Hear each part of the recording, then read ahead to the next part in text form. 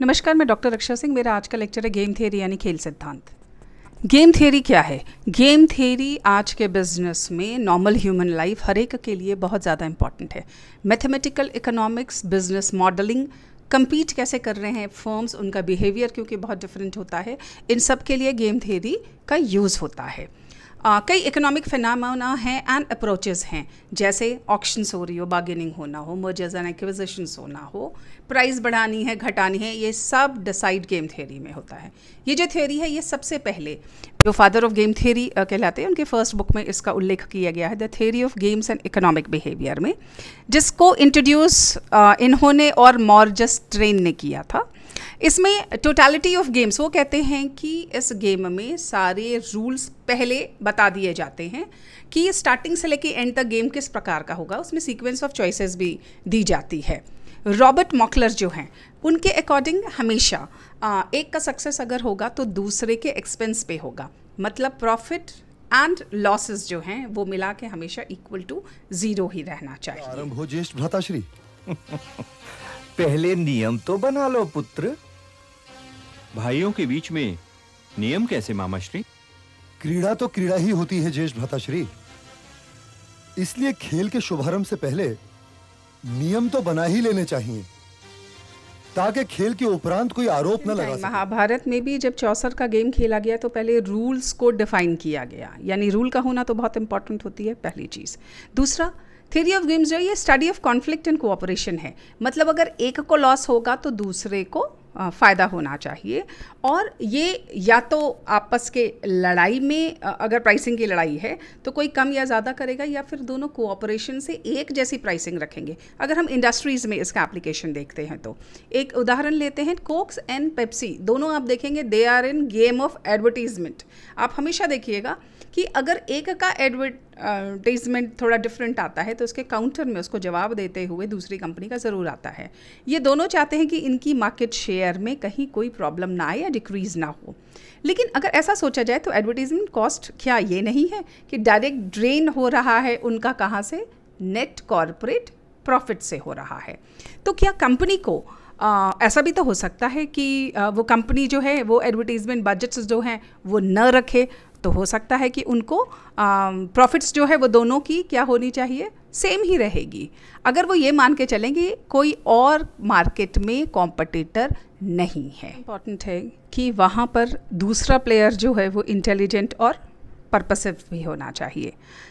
एक उदाहरण लेते हैं, अगर एक लकड़हारा है और वो लकड़ियाँ काट रहा है बट पेड़ तो कोई रिप्लाई उस समय नहीं कर रहा है, तो यहाँ पर हम गेम नहीं मानेंगे। लेकिन वही लकड़हारा किसी के घर में घुस के अगर पेड़ कट कर रहा है तो वहाँ के लोग उसको टोकेंगे, कोई ना कोई रिएक्शन ज़रूर होगा, तब गेम थ्योरी की एप्लीकेशन इज़ पॉसिबल। ये आपको जस्ट समझाने के लिए मैं बता रही हूँ। एक एग्जांपल है, अगर पूरी रेसिडेंट ऑफ जो सोसाइटी है, सभी लोग ये डिसाइड करते हैं कि अब हम अपना कचरा ओपन में नहीं फेंकेंगे, तो इससे क्या बेनिफिट होगा? मतलब देखिए, गेम थ्योरी का पार्ट है, पोल्यूशन फ्री इन्वायरमेंट हो जाएगी, हेल्थ इश्यूज़ कम हो जाएंगे लोगों के, प्रॉपर्टी रेट्स इसलिए बढ़ जाएंगी क्योंकि अब वो क्लीन जगह है, वहाँ पे कोई भी इन्वेस्टमेंट करने के लिए आ सकता है। और ये एक्सटेंड होती है ये सेम चीज़, क्योंकि जो कॉस्ट ऑफ क्लीनिंग है, अगर कोई सेल्फिश पर्सन है और वो ये सोचे कि भाई मैं तो कचरा अपना फेंक लूँ, मैं क्यों मेहनत करूँ, अब मैं क्यों पैसा लगाऊँ इसमें, तो पूरी जो कॉस्ट ऑफ क्लीनिंग है वो किसको बेयर करनी पड़ेगी? फाइनली पूरी सोसाइटी को करनी पड़ेगी। इसलिए इसको कहा जाता है free rider problem and tragedy of commons. अगर लोग सेल्फिश वे में काम करेंगे तो इसका कहीं नुकसान होगा, आपको ऐसा लगता है? आज की सिचुएशन जो आजकल चल रहा है, लॉकडाउन, वो हेल्थ इश्यूज़ कहीं ना कहीं इन्हीं सब प्रॉब्लम से रिलेटेड है।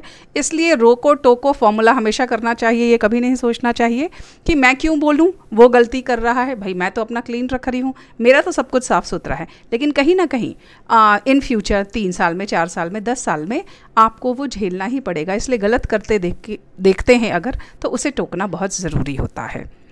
एडवर्टीजमेंट या मार्केटिंग पॉलिसीज़ सभी कंपनी की जो होती हैं वो हमेशा रेवेन्यू एंड प्रॉफिट्स को, अदर कंपनी के जो रेवेन्यू और प्रॉफिट्स होते हैं उसको वो अफेक्ट करती ही हैं। तो फाइनली हम कैसे कंक्लूड कर रहे हैं इसमें? हम सब ही किसी ना किसी गेम में इन्वॉल्व हैं, हर एक की लाइफ हमेशा इन्फ्लुएंस करती है दूसरे के एक्शंस एंड डिसीजन जो दूसरे लेते हैं, उसका फ़र्क हमें पड़ता है। स्ट्रैटेजिक इंटरडिपेंडेंस होता है। कैसे? प्लेयर्स के पास स्ट्रैटेजीज होती हैं, एक है सीक्वेंशियल, दूसरी है साइमल्टेनियस। सीक्वेंशियल में क्या होता है, एक प्लेयर को दूसरा प्लेयर के सारे मूव्स पता होते हैं। गेम हम लोग देख लेते हैं, एक गेम होता है टिक टैक टू, आप सभी ने अपने बचपन में इसे खेला हुआ है। अगर मैं ये क्रॉस चल रही हूँ तो मुझे पता है दूसरा वाला हो सकता है कि यहाँ पे ज़ीरो करे। फाइनली कौन जीतेगा? अगर उसने पूरी सीक्वेंस बना ली तो वो जीत जाएगा। मैं सारे अपने क्रॉस यह सोचते हुए चलूँगी कि अगले का मूव कैसा हो रहा है। साइमल्टेनियस में क्या होता है, प्लेयर्स जो होते हैं वो सेम टाइम में, मतलब अगर वो जो भी काम करते हैं उन्हें ये नहीं मालूम होता कि दूसरे का एक्शन क्या होगा, और वो इग्नोरेंस में वर्क करते हैं। जैसे उसने किसी फर्म ने डिसाइड कर लिया कि मैं आज अपने प्रोडक्ट की प्राइस को इंक्रीज़ कर देता हूँ, और वो ये ध्यान ही नहीं दिया उसने कि दूसरे फर्म उसमें क्या कर रहे हैं। हो सकता है जो दूसरा फर्म है इस प्रोडक्ट को फेल करने के लिए अपनी प्राइसिंग और कम कर ले ताकि इसे इतना नुकसान हो, बायर्स इसके पास जाए ही नहीं। तो ये सारी स्ट्रैटेजीज़ को वो उस समय इग्नोर करके करता है। वो ऐसा समझता है I think that he thinks that I think. क्या है ये देख लेते हैं पहले। रूल्स इसमें होने चाहिए, पहले भी बताया बिना रूल्स के नहीं होते हैं। आपने देखा एंशिएंट टाइम महाभारत में भी यही चीज़ थी। कंडक्ट ऑफ प्लेयर्स जो है वो हमेशा डिफाइन होने चाहिए। पे ऑफ्स क्या होते हैं, या तो वो जीतेगा या वो हारेगा या फिर मैच विड्रॉ होगा, अगर मैच के केस में हम लोग देख रहे हैं। चेस का एक एग्जांपल मैं आपको यहाँ पर बताती हूँ। चेस की बहुत ही कैलकुलेशंस कॉम्प्लेक्स होती हैं। रियल लाइफ बिजनेस में भी ऐसा ही होता है। अगर हम चेस को प्रैक्टिस कंप्यूटर में भी करते हैं तो भी वो थोड़ा डिफिकल्ट ही लगता है। इसमें हमेशा जो पर्सन है वो 3-4 चालें आगे सोचकर चलता है कि अगर मैं ये मूव चलता हूँ और अगर वो चलेगा, मतलब अगर मैंने अपना घोड़ा चला और वो अपना ऊँट चलेगा तो आगे वाले चांस में अगर वो अपना घोड़ा चलता है तो मेरा घोड़ा कहीं मरेगा तो नहीं, कहीं मेरी रानी को खतरा तो नहीं है। तो ये सारे मूव्स उसे बहुत आगे तक सोच के चलने पड़ते हैं। एग्जैक्टली बिजनेस में भी जब गेम थ्योरी का एप्लीकेशंस होता है, बिजनेस वाले भी सारी चीज़ें सोच समझ के चलते हैं, और जो इतना नहीं सोच पाता है उसे गेम से विड्रॉ कर लेना पड़ता है। जैसे मैं आपको एक एग्जांपल दूं, नोकिया का बिजनेस बहुत अच्छा था। 40% मार्केट शेयर थी 1998 में अगर देखें सेल फोन में। अब बिजनेस क्यों फेल हो गया उसका? मार्केट रूल्स उसने पूरे अपने नहीं फॉलो किए, क्योंकि नोकिया को लगा कि उसका तो मार्केट शेयर इतना ज़्यादा है, कोई बहुत ज़्यादा फ़र्क पड़ेगा नहीं। उसने अपने हार्डवेयर डिज़ाइन को चेंज नहीं किया, और वहीं 2007 में आईफोन लॉन्च हो गया, और उस समय नोकिया की ई सीरीज़ मार्केट में थी। सैमसंग बल्कि बहुत क्लेवरली काम किया, उसने सारी मैकेनिज़्म इनोवेशंस को अडेप्ट करके नया अपने फ़ोन्स लाए। इन पूरे रीज़न की वजह से आप देखिए कि नोकिया का मार्केट ऑलमोस्ट ज़ीरो हो गया। गेम में और देखते हैं कि क्या क्या स्ट्रैटेजीज़ गेम में होती हैं। ये इन्फ्लुएंस करता है डिसीजन मेकिंग प्रोसेस को। हमने अभी नोकिया वाले एग्जांपल में भी देखा, और आप हमेशा अब देखेंगे आईफोन और सैमसंग में भी हमें हमेशा लगता है कि कोई ना कोई कंपटीशन चल ही रही है। आप ये एडवर्टीजमेंट के थ्रू बहुत अच्छा फील कर लेते हैं। फर्म्स जो हैं उन्हें सेकेंड पॉइंट क्या है इसमें गेम में, उसको पॉसिबल पे ऑफ रहता है, जो कि उनके स्ट्रैटेजी चॉइसेस के थ्रू। यानी वो क्या क्या कर सकते हैं, more profit for share holder हो सकता है, उनको ग्रेटर मार्केट शेयर इंक्रीज़ करने के लिए वो चीज़ें कर सकते हैं। इम्प्रूव चांस ऑफ सर्वाइवल, अगर वो खतरे में है, जैसे अब नोकिया ने वापस मार्केट को गेन करने के लिए अपने में चेंजेस लाए, इसलिए इम्प्रूव्ड चांस ऑफ सर्वाइवल उनका आ गया है। गेटिंग रिड ऑफ राइवल, पहले मोटरोला को उसने हटाया था ऑलमोस्ट, एंड अब नोकिया भी कंपटीशन में वापस एंटर हो गया है। गेम थ्योरी का यूज़ हर जगह है, टेबल टेनिस से लेके टेक ओवर तक, माइनक्राफ्ट गेम से लेके मर्जर तक। इकोनॉमिक ट्रांजैक्शंस में तीनों कंपोनेंट्स होते हैं, इसीलिए ये बहुत यूज़फुल है हम लोगों के लिए। पहला कंपोनेंट प्लेयर्स होते हैं। प्लेयर्स कौन से बिजनेस में? कंज्यूमर एंड प्रोड्यूसर, खरीदने वाला और बेचने वाला। पे ऑफ्स क्या क्या हैं? कंज्यूमर क्या चाहेगा, उसको ज़्यादा यूटिलिटी यानी ज़्यादा सेटिस्फैक्शन मिले, और प्रोड्यूसर क्या चाहेगा, उसको ज़्यादा प्रॉफिट मिले, मार्केट शेयर ज़्यादा मिले, या फिर उसका जो रिस्क है वो कम हो। ये तीनों उसके पे ऑफ हो गए। अब स्ट्रैटेजीज़ क्या हो जाएंगी कि कंज्यूमर और जो अदर फर्म हैं, अगर कोई एक फर्म कोई डिसीजन लेता है तो ये कैसे रिएक्ट करेंगे। एक एग्जांपल मैं लेती हूँ, कैप्टन कुक नमक जब आया तो उन्होंने ऐसे एडवर्टीजमेंट किया, इसमें है वही जो आपके मनपसंद नमक में नहीं। मनपसंद कोड को उन्होंने टाटा सॉल्ट को बताया, क्योंकि उस समय टाटा सॉल्ट ही सबसे अधिक मार्केट में उसकी डोमिनेंस थी। कैप्टन कुक ने टाटा सॉल्ट नमक के डोमिनेंस को चैलेंज किया। और क्या हो सकता है, फर्म्स इंटरडिपेंडेंस एंड अनसर्टिनिटी, क्योंकि आपस में हमेशा उनके इंटरडिपेंडेंस तो रहती है, क्योंकि एक का डिसीजन होगा तो दूसरे को कोई ना कोई फ़र्क पड़ेगा। और जो सिचुएशंस होती है वो अनसर्टन भी रहती है। अभी पूरे एग्जांपल में हम लोग देखेंगे। कैप्टन कुक नमक 4 साल तक तो उसने बहुत प्रॉफिट दिया, अराउंड 1000 करोड़ का बिजनेस उसका हो गया था। ये है नया extra free flow refined iodised captain cook नमक। कहां से ले आते हैं? और ये है आपका मनपसंद नमक।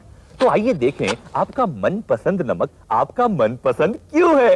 इसकी क्वालिटी इतनी बढ़िया है कि आपका हाथ साथ न छोड़े। कितना वफादार। और इसकी तो ठीक है, आहा, इतना सूखा और बिल्कुल चिपचिपा नहीं। अब हाथ ही चिपचिपा हो तो। और इसकी क्या मजाल के इसके साथ। आगे बढ़ते हैं। अब देखिए ये कितनी खूबसूरती से गिरता है, कितना फ्री फ्लोइंग है। कभी रुक कभी चल, चाल में कोई बात होनी चाहिए। और कैप्टन कुक को देखिए कैसे जर्र से गिरा जा रहा है। हाँ, बोरिंग। एग्जाम्पल के थ्रू अभी आपने इसमें देखा कि कौन सी बात को जो कैप्टन कुक नमक के प्रमोशन में यूज़ हुई, उन्होंने इस्तेमाल किया it's a free flowing salt, क्योंकि कहीं ना कहीं ये बात टाटा सॉल्ट में नहीं थी। इनिशियली 300% एवरी ईयर ग्रू किया यह कंपनी। करीब 100 करोड़ ब्रांड 4th ईयर में ये हो गया था। समहाउ इसको कस्टमर्स ने आगे पसंद नहीं किया। ये अभी देख लेते हैं कि इसका बिजनेस इकोनॉमिक्स में कैसे एप्लीकेशन है। जो ओलिगोपोलिस्ट हैं उनके क्या क्या ऑब्जेक्ट्स, मतलब क्या क्या उनको फ़र्क पड़ता है। पहला, या तो वो ये डिसाइड कर लें कि वो साठगांठ कर लें, कोल्यूट कर लें आपस में, या फिर वो कंपटीशन करें। जो एग्जांपल अभी मैंने आपको बताया उसमें कैप्टन कुक नमक ने क्या किया, फ्री फ्लोइंग का तो ऐड दिया ही उन्होंने। कहाँ चैलेंज किया उन्होंने, क्योंकि टाटा नमक ने अपनी पोजीशन, क्योंकि 80% मार्केट था उनका, और उन्होंने पोजीशन भारत के नमक की तरह की हुई थी। तो कैप्टन कुक ने क्या किया उसमें, उन्होंने अपनी प्राइस बढ़ा कर बताई।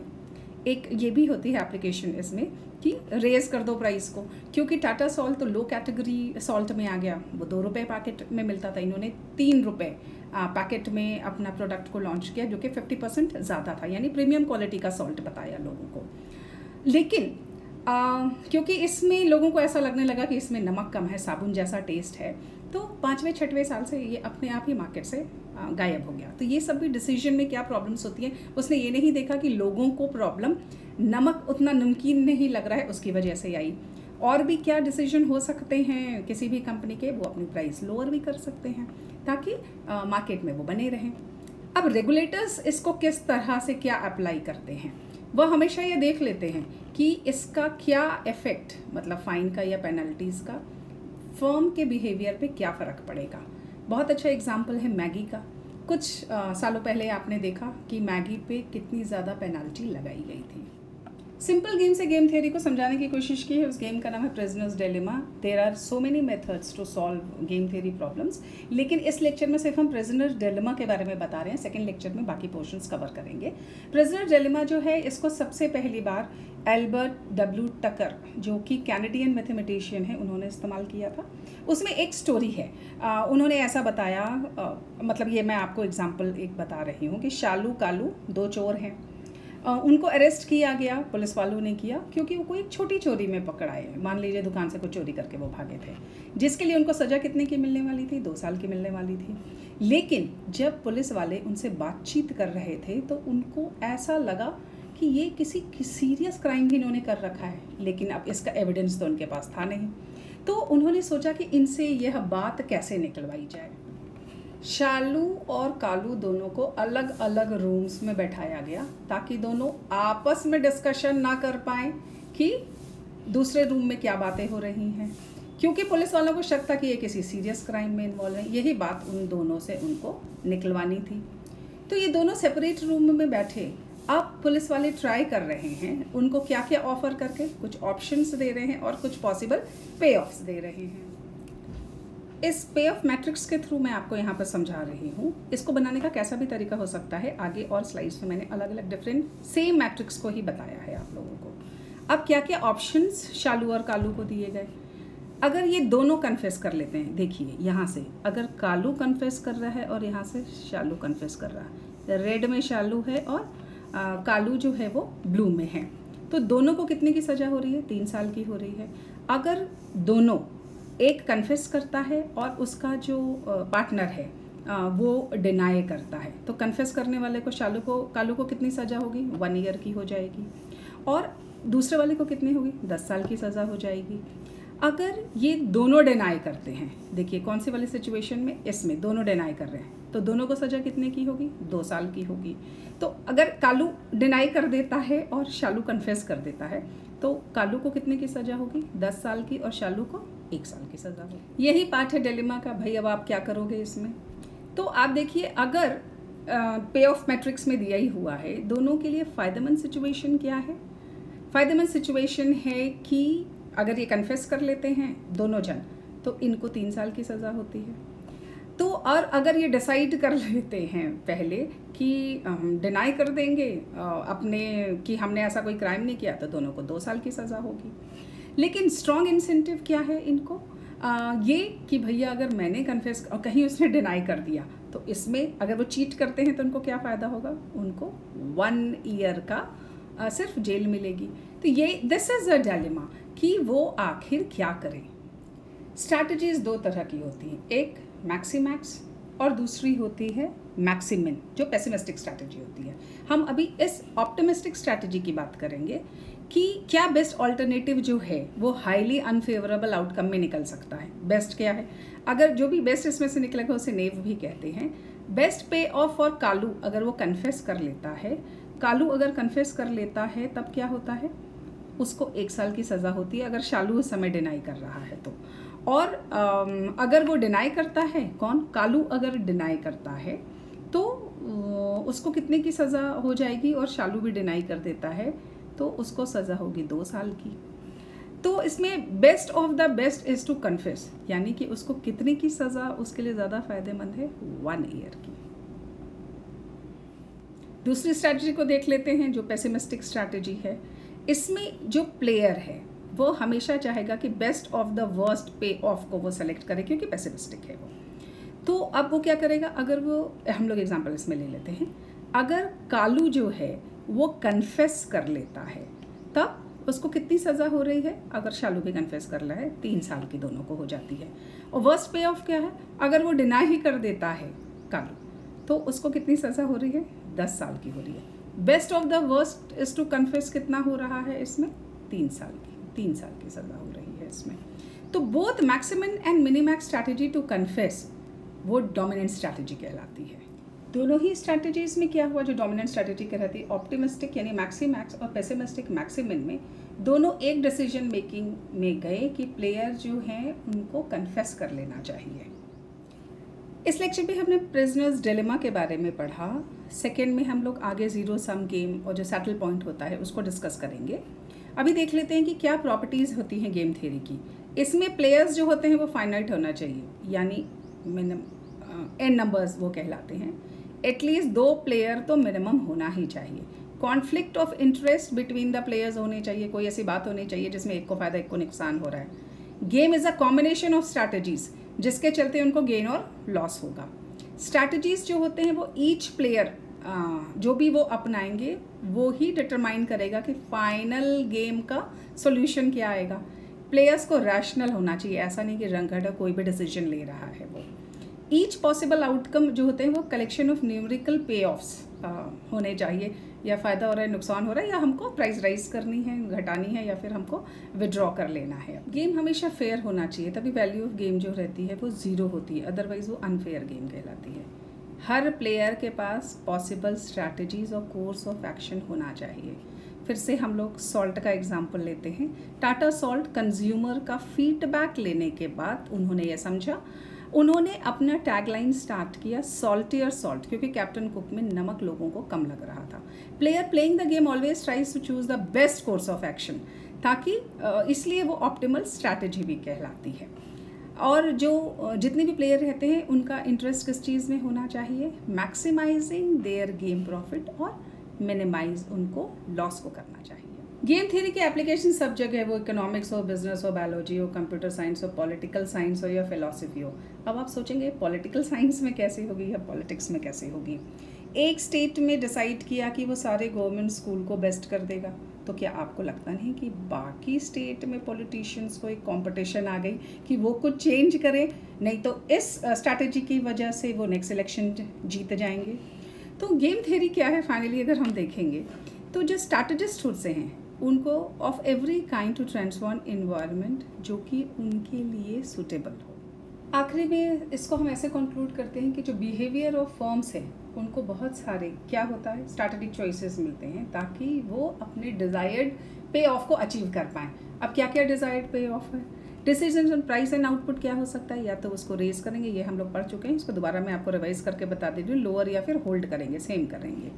प्रोडक्ट्स में क्या क्या वो कर सकते हैं, या तो वो एग्जिस्टिंग प्रोडक्ट्स को ही बहुत अच्छा करेंगे या फिर वो नया प्रोडक्ट को डेवलप करेंगे, जैसे लैक्मे वालों ने L18 मार्केट में लाया था।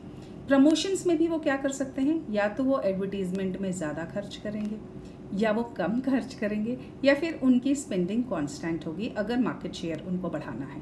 कैप्टन कुक वालों में हमने देखा कि जैसे ही उन्होंने एडवर्टीजमेंट में खर्च किया, टाटा सॉल्ट वालों ने अपनी एडवर्टीजमेंट की कॉस्ट बढ़ाई क्योंकि उनका 80% शेयर था जो कैप्टन कुक के आने की वजह से डिक्रीज होना शुरू हो गया। तो जब उन्होंने एडवर्टीजमेंट पे खर्च किया और पोजीशन किया सॉल्टियर सॉल्ट की तरह, तो वो फिर से टाटा सॉल्ट जो है वो अगेन लोगों का मनपसंद नमक बन गया।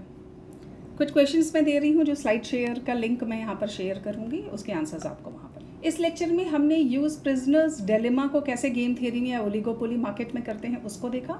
आगे हम ये गेम थ्योरी में पढ़ेंगे कि सैटल पॉइंट जब एग्जिस्ट करता है तब प्योर स्ट्रैटेजी में क्या होता है और मिक्स स्ट्रैटेजी में क्या होता है। आपको समझ में आ गया होगा कि गेम थ्योरी की एप्लीकेशंस किस तरह से होती है। Thank you.